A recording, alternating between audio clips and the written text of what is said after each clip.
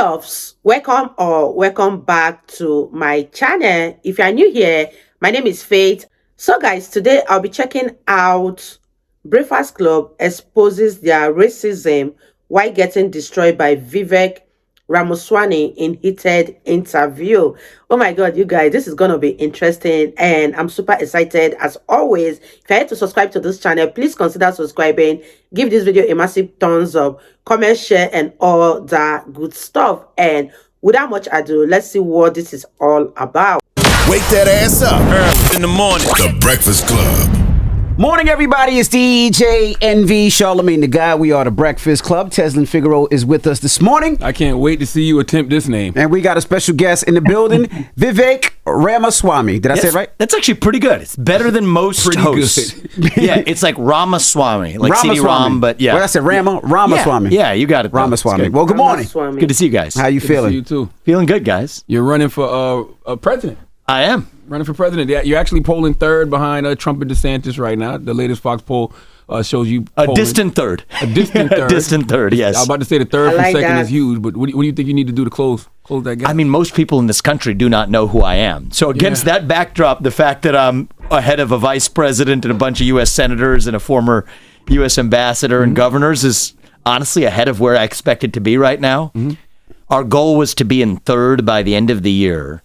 And then you have the Iowa caucus, and then you have the New Hampshire primary. And the fact that you go those early states in order makes it possible for an outsider like me to actually do this because we spend a lot of time getting to know people in those states.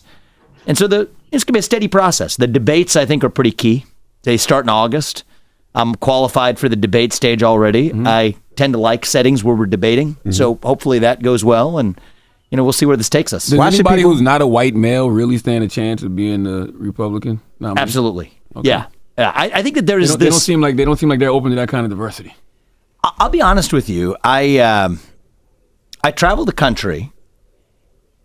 I have not really experienced meaningful racism from grassroots conservative audiences for the last, several years that I've been, since I stepped down from my business career. That was a different world I was in.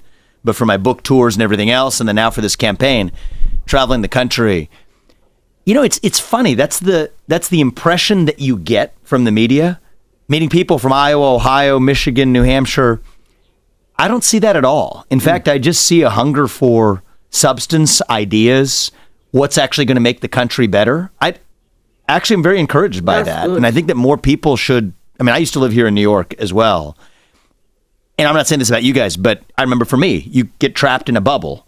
When we get out of that bubble, I'm going to South Carolina. Well, perfect. Well, yeah, South Carolina. When did you grow up there? My whole life. I didn't move to New York till 2006. So I understand exactly 2006. What you're saying. But I actually think a lot of what I'm saying is specific to. I think the country is in a different place today, even than it was in the 90s and 2000s. I grew up in Southwest Ohio in the 1990s. Very different environment than it is today. But anyway, I mean it as a good note. I don't think that there's some sort of racist obstacle in the mind of Republican primary voters. Actually, if you look at the Republican field, even some of those other people on that poll you were mentioning, I mean, Tim Scott, Nikki Haley, yeah. Go down the list. I mean, there's even others as well. Larry Elder, black man's running. I mean, I think we'll see who ends up succeeding. But whoever it is, I don't think it's going to be a racial bias that holds me back. Why should people vote for you? Yeah, so I'm somebody who is coming in as an outsider to the system. And I think in the White House, when it comes to the White House, if we really want to reform a lot of the corruption in government, it is going to take an outsider to get that job done. I'm 37. That's true. I'm the first millennial ever to run for president as a Republican. Wow. And I think I have a view on our generation of what's going on in the country, where we are all so hungry for a cause, for purpose and meaning and identity. But the things that used to give us that sense of purpose, faith, patriotism, family, hard work, these things are out. And that's why we latch on to fill in the blank. I mean, in conservative circles, a lot of us will point to wokeism, gender ideology, the climate cult, COVIDism. But you could fill in the blank with depression, anxiety, drug use, suicide. I think these are symptoms of a deeper hunger for purpose and meaning in our country.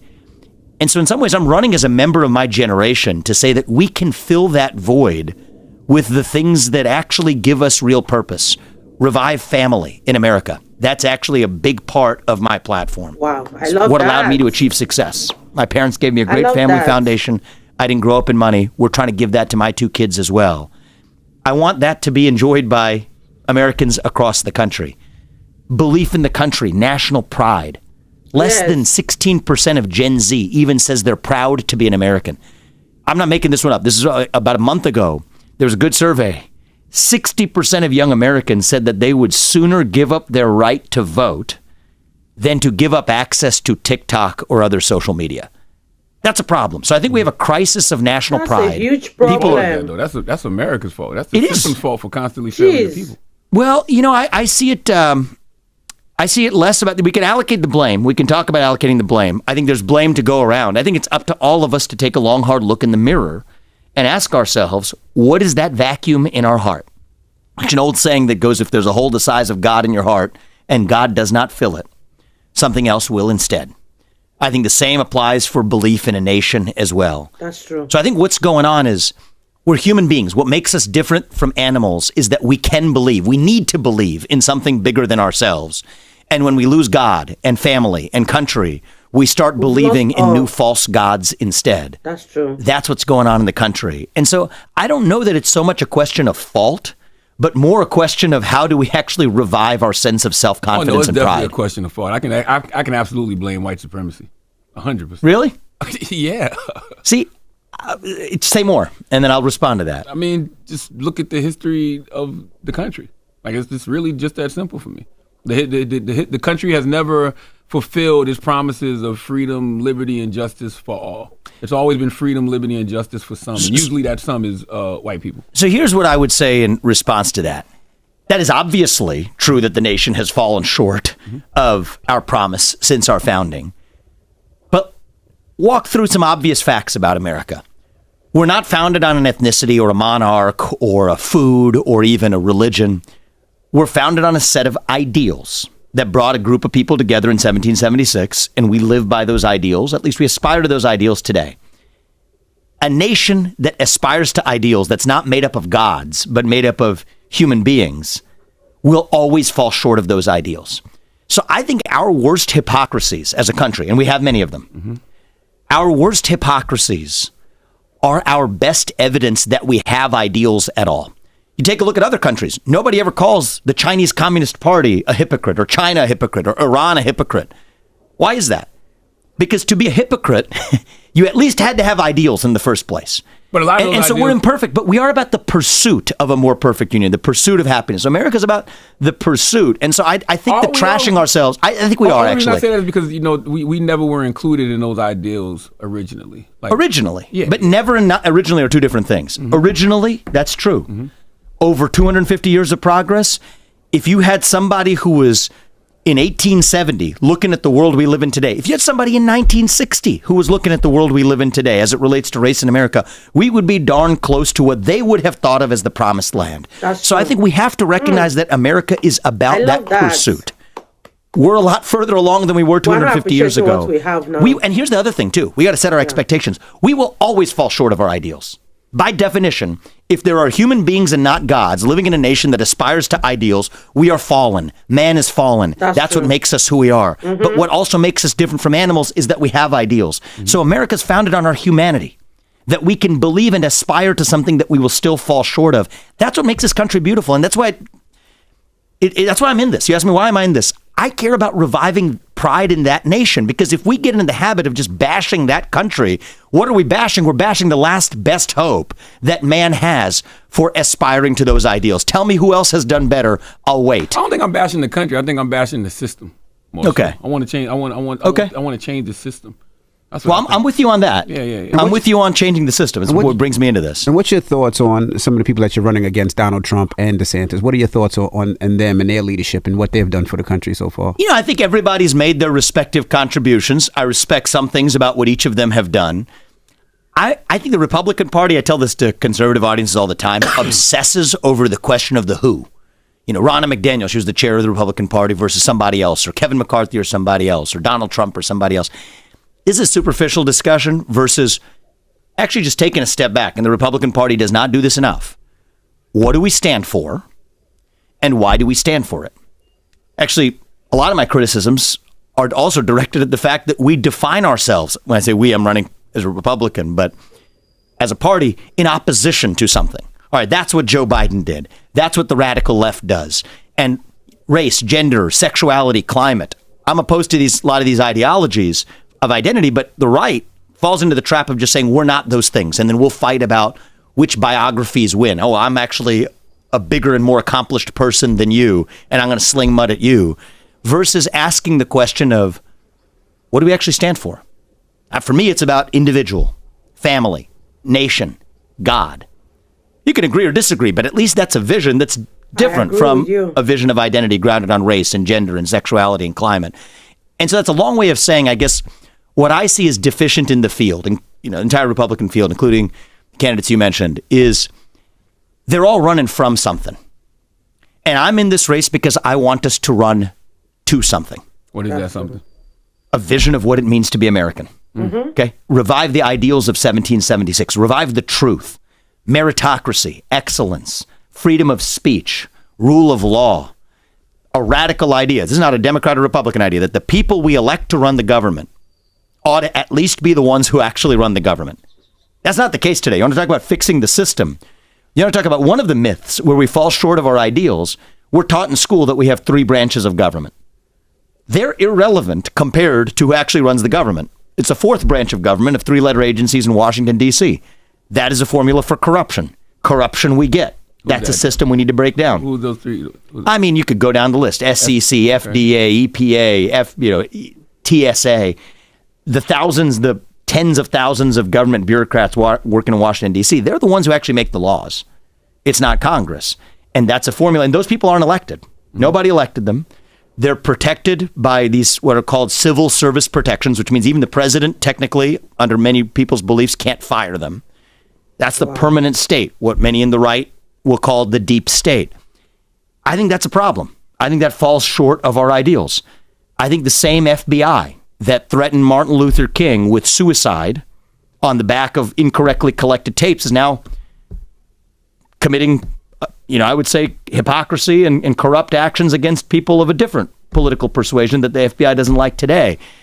I just think it's a formula for corruption when you have unelected bureaucrats that are actually setting policy.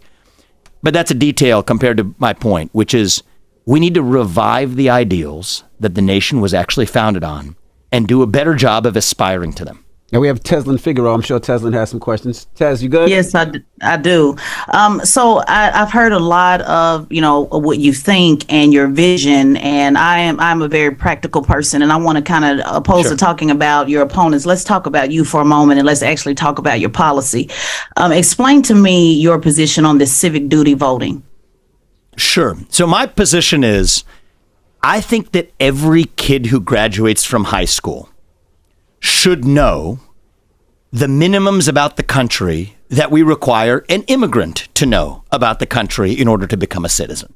So there's a test. My mom had to pass it. Every immigrant has to pass it to this country that asks you some basic questions. What are the 3 branches of government? What branch of government does the U.S. president lead? Some basic questions about what is the Bill of Rights. It's like a multiple choice exam, or some of them you write in.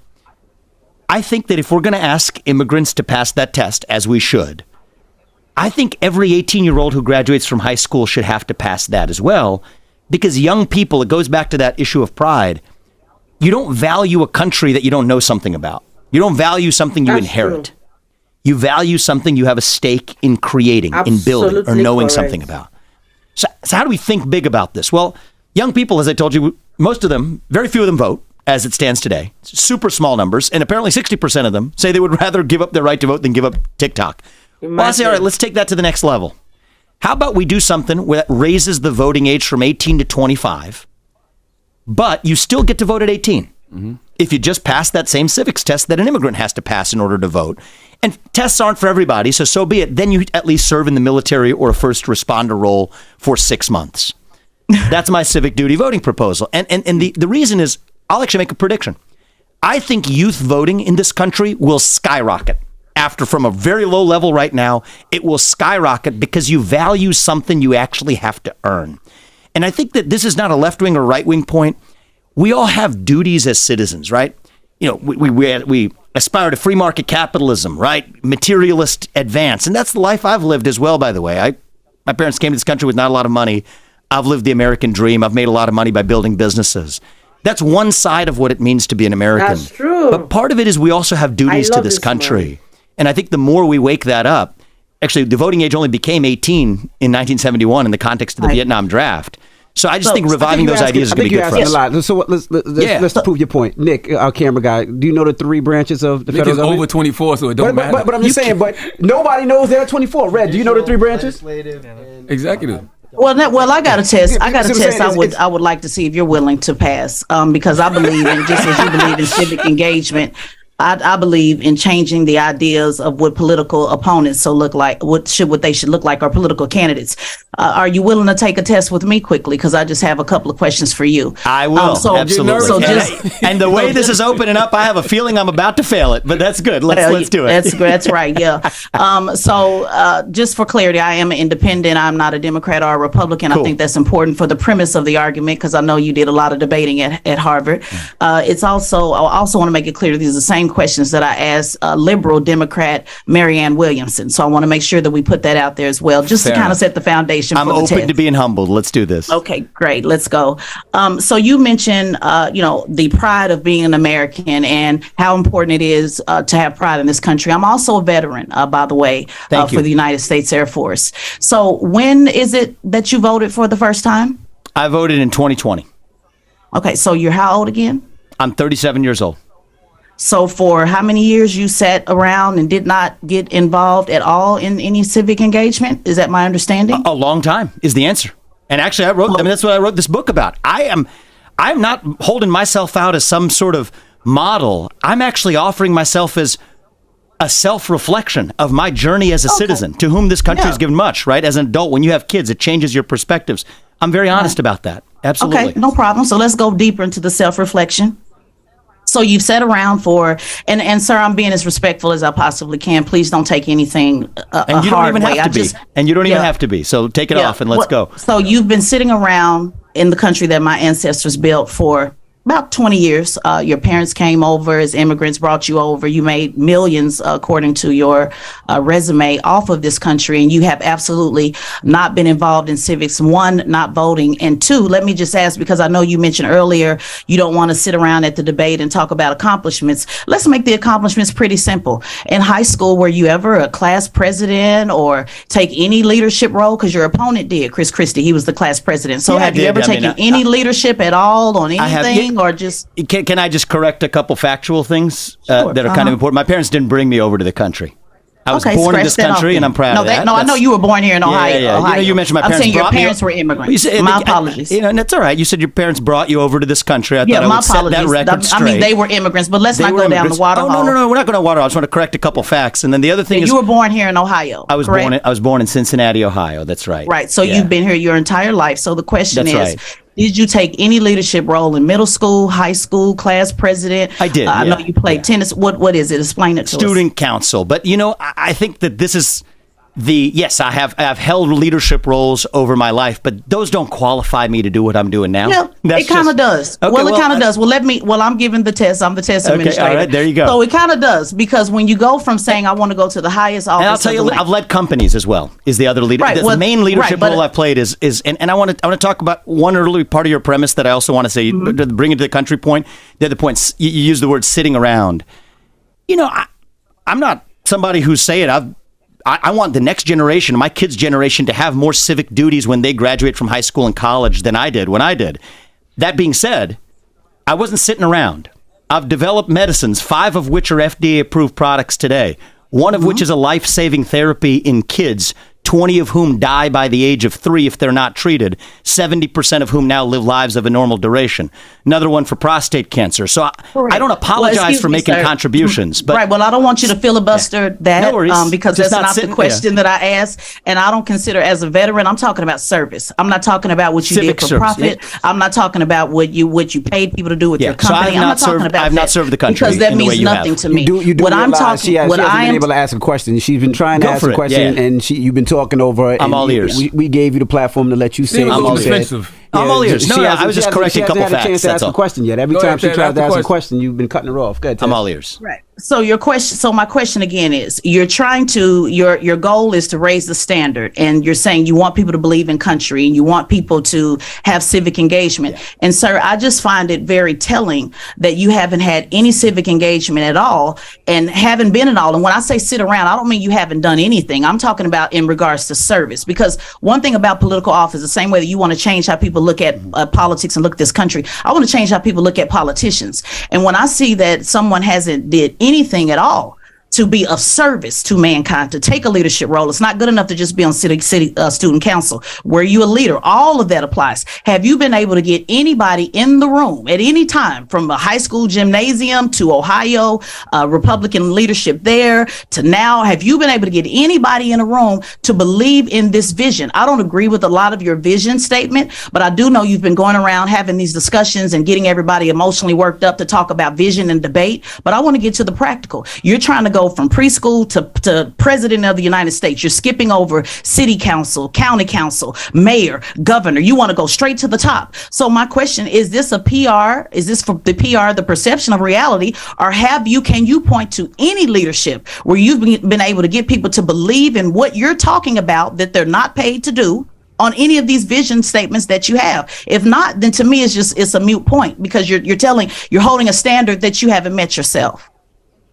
So if you're only going to count government service, you're absolutely No, not government right. service. Okay. Student council in the 8th grade, 9th grade, 10th. Were you a leader? Did you do anything to rally anybody? Did you fight for better lunch? I did in the 6th grade with Miss Harris. Yeah. I'm not talking about government. I can go all the way back from the 5th grade every year, sir, because people who are in service to this country, if you're going to go around saying you want people to believe in this country that I signed up to die for, then I want to make sure that you're holding that same standard. So not government, not political. Let's not get it confused. Yeah. I'm saying, have you did anything of service that we can point to say he is a good leader, like Chris? And I'm not even a fan of Chris Christie, but he was the student council president in high school. So have you done anything of service besides yourself that has not benefited yourself? It's just a simple question. So the acts of service that I have performed are small, so small that I don't even want to talk about them to boast. But yes, have I volunteered for this country? Yes, I have. I've always been interested in let's talk healthcare. about it. It's okay to talk about the small things. I think these are small matters. things, right? But thank you. Oh, well, let's just mention it. Just Bethesda fine. North Hospital. So it's really a no? No, it's not a no. It's just something I don't like boasting about. I Well, volunteered. we're not boasting. It's an interview. So You're boasting on your vision and everything else. I think you one of the boasted on the millions of dollars that you made. So let's just throw it out. So in 6th grade, I'll give you an example. I'll help you out. In 6th grade, Miss Harris, Miss Harris was Let me give you an example, because maybe you're confused. In the 6th grade, Miss Harris was snatching papers from everybody in the classroom. So me as a 10-year-old, I went to the principal and said, I'm tired of Miss Harris snatching papers. And I organized the students around getting Miss Harris to stop snatching papers. Now, there was a consequence for that. I got suspended for 5 days for talking back, and I got in trouble. I got a spanking, and I was on punishment for months and months. But that is a simple way of organizing people. So I want you to kind of boast about it the way you did the millions of dollars and said what you did with the pharmaceutical companies. What leadership can you point to that you've been able to rally anybody around anything that is of service that you did not pay anybody to do? I think that's important for the next president of the United States. Sure. So I've always been drawn to healthcare. That's why I ended up founding companies in that space. When I was in high school, part of what drew me into it was that I was a volunteer at a local hospital. I actually became the leader of that group of volunteers that actually discharged women who had recently given birth. That was it. Nothing big to it. Did you do anything we can point to stand out? But I want to say something about that, because I say that in the book. If I'm being really honest, why did I do that in high school? A part of the motivation, I'll be just brutally honest with you, was that's actually what allows you to get into a good college when you graduate. Is right. You want So to check it was the box about. of community So it was service. about you. So it was about self. So there's and I'm admitting that in a way that very few other people do. But I got to be honest about it. That was a big part of why I did it. Yeah, it was about self, and I'm going to be honest, and I'm going to give it back to the guys. I'm going to be honest about it with you. Yep. Leadership is not about self. I agree with you on that. What I just heard is that everything is about you. And to be honest with you, this is just a PR campaign, sir. To be honest with you, and I think you're trying to go further to the right because you want the Republicans to accept you as a man of color. And I think the only way you think you can do that is to be so extreme. I appreciate your opinion with your positions, and I think you need to do a little bit more work in service. I'll give it back to you guys. Let You failed the test, by the way. Because she did ask me a question, and then you guys said you wanted to hear a response, but I think I heard an expression of opinion. So just, I want to make sure you're all done before I respond to it. Go ahead. No, just wanted to say that even then, I would still want you to point out, even at the hospital, something that you did that made you stand out on when actually taking a leadership role. But you already answered it. You said you did it because it was a motivation to get in college. Exactly. Which means it was I'm being about very you. honest about that. But everything has been about you. So as a veteran, let me tell you something. I appreciate it's very this. hard for me to follow leaders that make everything about them. So you might want to work on that because it's a lot of veterans and Republicans. So you might want to work on that talking point and maybe do some volunteering while you're on the campaign trail. I'm going to give it back to Charlamagne and Envy. Yeah. Once I want to be respectful. Want to make sure you got everything you wanted to on the table before I respond to that. If this was just us, it would be a lot more. You guys tell me. I'm the guest on your show. You tell me when I'm good to speak. Go ahead, sir. Go ahead. You sure? Mm-hmm. You sure about that? If we're good. Yeah, we're sure. So I think there's a different worldview that we have. And I think the worldview is how one actually makes contributions in a country. I do not believe that there's a separate category of just if you're serving the country and then if you're acting in self-interest, that's somehow sinful or wrong. I reject that vision. To the contrary, I think capitalism is the best system known to man to lift people up from poverty. I deeply respect and I thank you for your service to this country. I'm grateful for it. I haven't served the country in the way that you have. But I think that the way you get ahead in capitalism, how did I develop a multi-billion-dollar biotech company? It was by developing medicines that save people's lives. A lot of people say capitalism causes poverty. Yeah, I disagree with that. Okay. I disagree with that. I think that capitalism demands that you provide something to someone that helps them more than you're actually charging them for it. That's the only way. That's a business model, sir. That's not service. It is a business model. It's not, I'm not saying that's not service. I'm saying it's having an impact on society. An elected official is service. That's the disconnect. That's right. So now I'm moving on to there are phases of our lives where we do different things.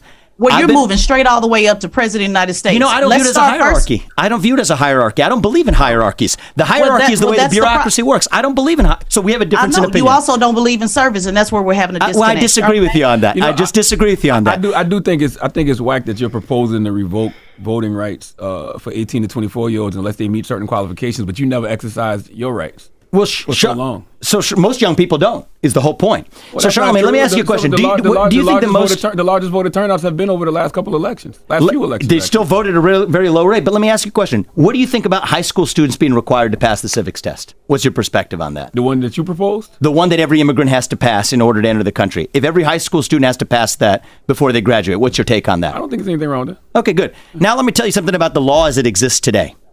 Men in this country, not women, but men are required by law to register with the Selective Service, age 18 to 25. That's the draft. We don't have a draft, but men have to register. If you don't, they put you in prison. At least they can. It's a criminal offense if you don't. My view is I would decriminalize that. I don't like the government telling you what you can and cannot do. That's not the American way.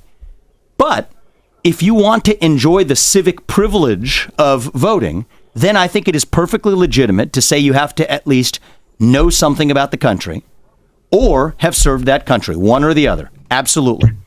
Now, I think that what do we actually care about, right? What do we? I mean, we can do the personal attack thing. We care about the country. We care about the country. The cornerstone of democracy, though. Voting is the cornerstone of democracy. I have not. Yeah, that's right. And you know what? Here's the thing. Here's the thing that's different is, sir, excuse me, because this is important. We have to pause it. This is not a personal attack. That's okay. This is you, and I know that as a Republican, you are certainly not soft. So this is not a personal attack. Yeah, this I'm is okay with asking attacks about. too. This is about asking about your background and how it correlates, how it's relevant to saying you're going to serve this country because.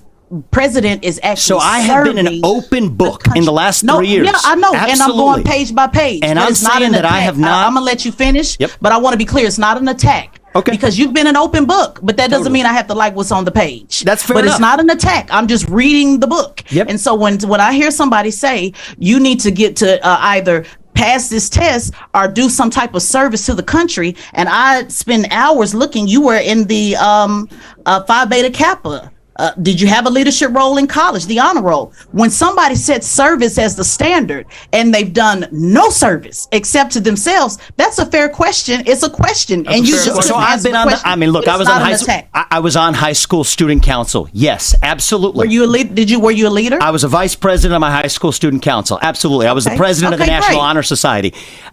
I can go down the list. It's just that that's what I was asking you to do. Go down the list. But so I was a president of the National Honor Society. I was the vice president of my student council. I was a lead amongst the volunteers at the hospital where I served growing up. I was actually a leader in volunteer research over the summers.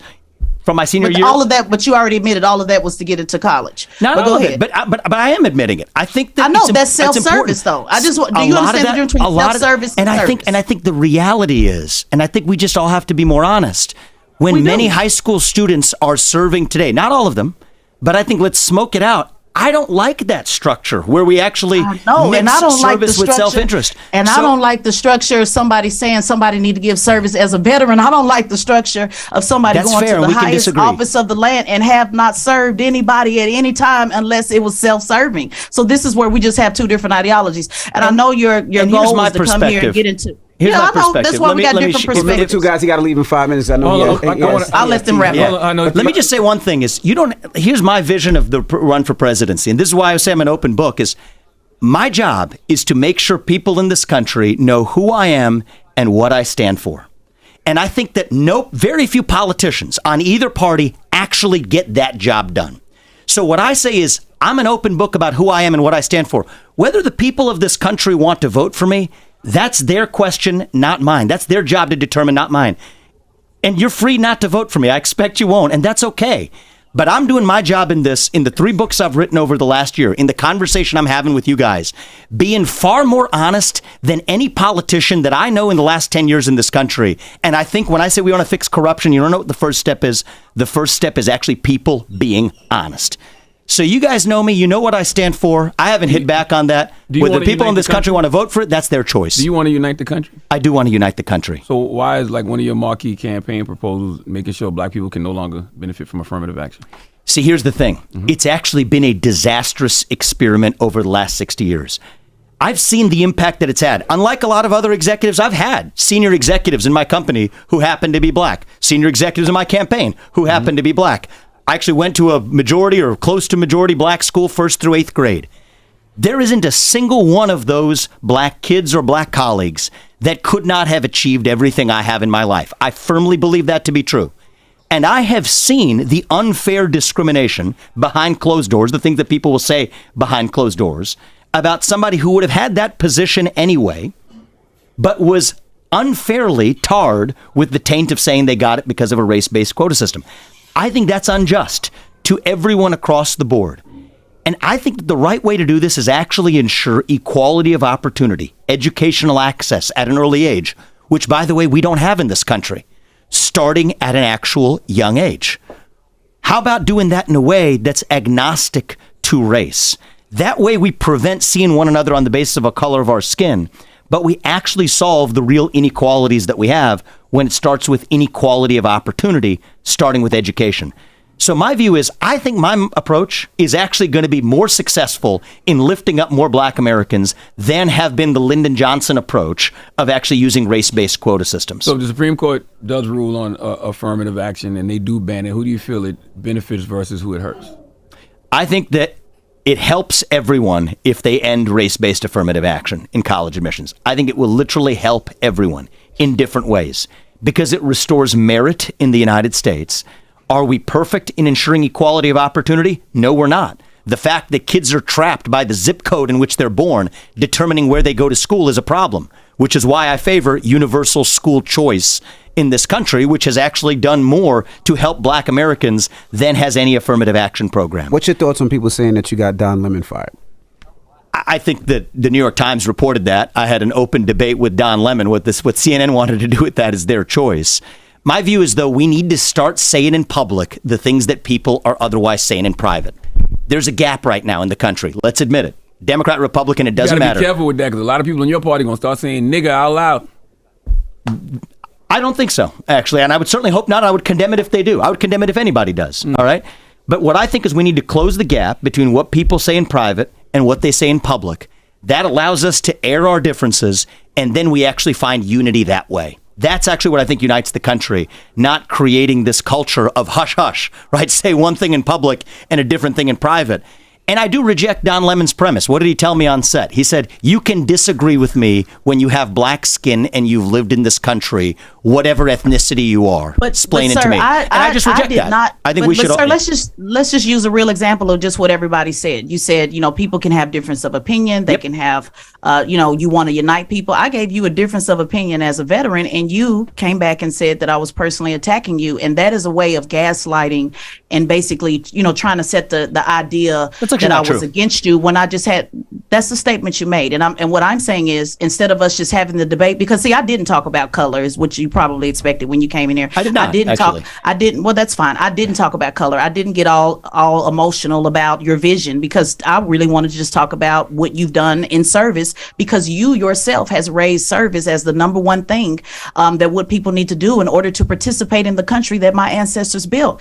And you said that I personally attacked you. So just to give you some advice, if you're going to say, hey, let's have difference of opinion, let's be able to discuss. I loved everything you did. I loved the whole thing. Don't think that because I had a question that it was a personal attack, because it was. I don't think a question. I think this is great, because you know what I said? What's the job? Did you say personal attack? What's the job? Is everybody needs to know who a candidate is and what they stand for. That's the candidate's job. Whether you vote for them or not, that's your choice. Did you say I personally attacked you, or did I hear it wrong? I just want to make sure. I did not say you personally attacked me. No, I said we have actual good. I wanted to know whether or not we were actually able to. You said sit around for 20 years. I said I didn't sit around for 20 years.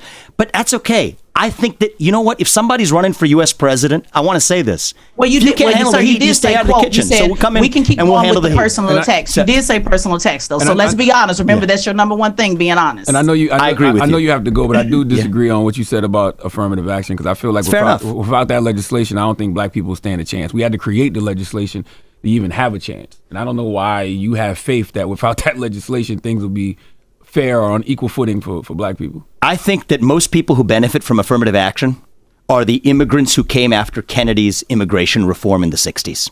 They are not descendants of slaves. They are people who came as immigrants like my parents did. Mm-hmm. And so I just think it is a broken system to say that you look like someone to whom a bad thing once happened, and you're going to be favored over someone who looks like someone who once did a bad thing. You think your parents would have gotten the same shot without that legislation?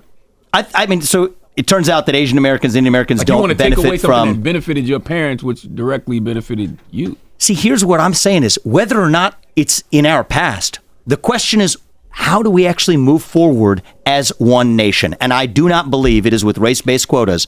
I believe it is economically empowering all Americans. I think that legislation was put here to protect people that look like me, people that look like you, and I think you're ridiculous to want to get rid of. Here's what I would say is Lyndon Johnson's Great Society that this was part of, right? So affirmative action was part of it. There was a broader set of policies designed to help black Americans, I think have been disastrous for black Americans and all Americans.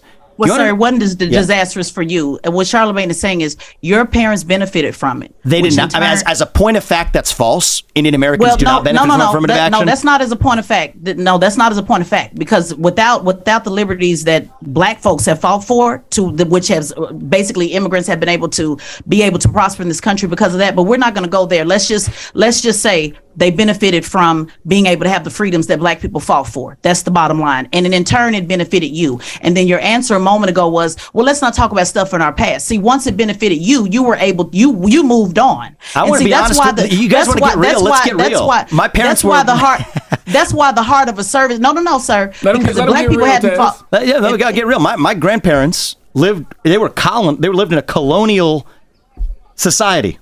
Britain colonized where my grandparents lived as well. But I think that I don't do well by seeing myself as a victim of the white man because actually Great Britain happened to have colonized where my grandparents were actually colonized. That's moving the goalpost. I think you were what benefited your parents when they got here. That's right. What benefited all of us is the fact that we have a free country. where No, what anybody is benefited free your to achieve parents? what they want. I don't know what they came to this country with not a lot of money. What benefited them was hard work and dedication. My dad faced layoffs when he was growing up at GE. Right. He went to law school at night to be able to keep his job. What did that teach You think me? affirmative action benefited them? I don't think affirmative action benefited him. Absolutely not. I think Well, when hard he work went and through a dedication layoff- benefited him. And that's part of what I want to share with all Americans. I want to make this the country where no matter who you are and what your skin color is, you get ahead with your own hard work and commitment and dedication. That you get ahead not on the color of your wish it skin, was but the that content of your character. He has to go, guys. And that's what I want for America. One more thing. You told a voter that you were open to ending foreign aid to Israel. Then it was reported that it was a misunderstanding. What happened with that? Yeah, it was. That was a false reporting, actually. So I think. Oh, you never said that? No, I did not. I said that I was open to actually a broad strategy of disengagement from the Middle East. Mm-hmm. My general view is we fought a lot of pointless wars for a very long time. Ukraine's the pointless war of the moment. And I think that the United States needs to disengage from parts of the world if it does not advance American interests. China's the top threat that we face, and we actually need to prioritize that in our foreign policy. All right. Well, we appreciate you for joining us. I appreciate you guys having me. How do I say? Do I you don't mean want to say your that? name right. Huh? Do you mean that? I do mean that, actually, because we don't do this enough, right? Yeah. So I do mean that. And I will come back if you guys will have me when I'm in New York Oh, City. absolutely. Of course. Because to your point, the Republican debates will be way worse. By the way. Oh, yeah. It's not Chris real. I mean, Christie. we got to get real with I each can other. definitely tell you, Chris is going to ask about your background, so you might want to start. Want to start volunteering on your free time. Oh, I don't believe in virtue signaling. I am who I am. I'm an open book. We're all Yeah. imperfect human beings. We're an imperfect country. We aspire to be the best version of Yeah, ourselves. that's not virtual and signaling, though, sir. That's just a question, and you need to aspire to do something other than something that benefits yourself. That's all. If you want to say you're going to serve the country, the president is a service role. It's not running a business. So here's the positive service I'll is give you. I important. think your message is powerful for young Americans across this country to hear, and that's No, what my I'm going to take. message is right for that's you. That's actually what I'm going to take from this. No, my message is for you because you're saying that people need to reach a certain Yeah. level of service to be able to vote in the country that my ancestors fought and died for. So my message is not for you. See, I don't do visionary messages. I do direct, straight shot. The host of Straight Shot, No Chaser. My message for you is if you're going to require people to be a certain age to vote, you should have been able to meet that. My message for you is if you're going to say that if you can't do that, if you can't pass the test, then you need to be able to provide service to your country. You should have been able to My provide message service to your you is if country. you disagree with me, you don't have to vote for me, but I respect your view, and we need to actually have a country where we need to have this debate in a way, not voting in a way for that you. I doesn't just did an personalize interview. it. That's all. I just wanted to point out the discrepancies on your platform versus what you've actually done because What that do I does want matter. for the country is I grew up in this country, and I want to want this- actually I want this for lead you, the next though. generation I want to be this proud. for you. Well, I See, appreciate but I want it for you. I appreciate you I wishing want that this for for me. you. And Yeah, I want it for I'm you. in this because I actually want to give back to a country that, yes, has allowed me to succeed in it. And I want to And make I- sure that the and I next want you generation to of be a Americans leader. lives that same dream. Thank you very And much. as a I veteran, I appreciate want that. you to be a leader, and I want you to serve this country before you tell everybody else they got to serve it. That's all. We just All have right. a difference of opinion. I appreciate your opinion. Thank you. Is Vivek? Thank you. Did I say that right? You wanna It's tell them- Vivek. Tell them where to Vivek donate to your campaign. Ramaswamy. if you want Yeah, it's Vivek Ramaswamy. You visit Vivek2024.com. You'll learn more about the campaign, and if the ideas speak to you, then come on and sign up. All right. It's the Breakfast Club. Good morning. Appreciate it, guys. Wake that ass up early in the morning. The Breakfast Club. You guys, that was such a long one right there. And I don't even know what to say about this whole interview thing. Let me know your thoughts in the comment section about this whole Vivek Ramaswamy interview. Are you for him or you are against him? Let me know, and I'll see you guys in my next video. Bye, guys.